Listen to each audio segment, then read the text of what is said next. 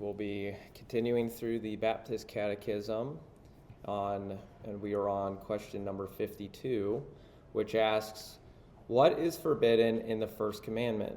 The answer, the first commandment forbiddeth the denying or not worshiping and glorifying the true God as God and our God, and giving of that worship and glory to any other which is due unto him alone. Ezra 8:22 says, the hand of our God is favorably disposed to all those who seek him, but his power and his anger are against all those who abandon him. Through the enemy's influences and our own sinful nature, in the flesh we are tempted to give glory to things other than God. However, this is forbidden in God's first commandment. We are not to seek other gods or seek the selfishness of our own heart. To seek anything outside of God debases us and blinds us from his glory. It furthermore removes us from the hope and joy which is only obtained through the true God. Psalm 14:1, the fool has said in his heart, there is no God. They are corrupt. They have committed detestable acts.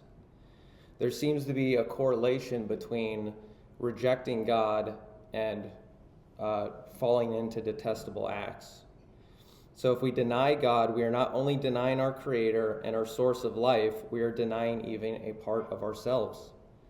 As is the common saying, we all possess a God-shaped hole in our hearts. This hole or this longing can only be satisfied by the true God alone. Other gods or other ultimate purposes lead to nothingness and even God's discipline or wrath. Romans 1:21-25. For even though they knew God, they did not honor him as God or give thanks, but they became futile in their reasonings, and their senseless hearts were darkened. Claiming to be wise, they became fools, and they exchanged the glory of the incorruptible God for an image in the form of corruptible mankind, of birds, four-footed animals, and crawling creatures. Therefore, God gave them up to vile impurities and the lusts of their hearts, so that their bodies would be dishonored among them. For they exchanged the truth of God for falsehood, and worshipped and served the creature rather than the Creator, who is blessed forever. Amen. We are required to worship and glorify God alone, because if we give in to another, we lose our relationship with God, and we become blind to the truth. In the blindness, we strive to fill the essential piece of ourselves, which can only be met by God alone. This means if we continue on in rejecting the only one to whom our worship is satisfied in, we debase ourselves by chasing the corruptible and the corrupted things of the world.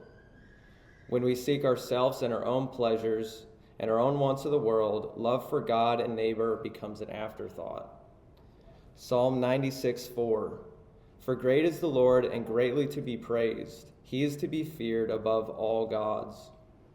Because God is inherently worthy of worship, to not worship him is to be turning from him or avoiding him.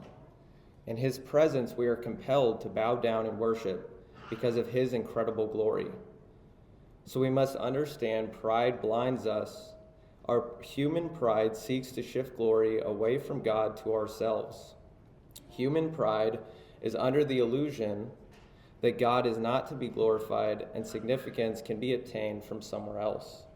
However, seeking to find our own God in something other than the true God leads to our own perversion and is forbidden and leads to our own destruction. Our rightful worship of the true God is not a rejection of our true purpose, but is a fulfilling of the reality that no other thing can replace the living God. Amen.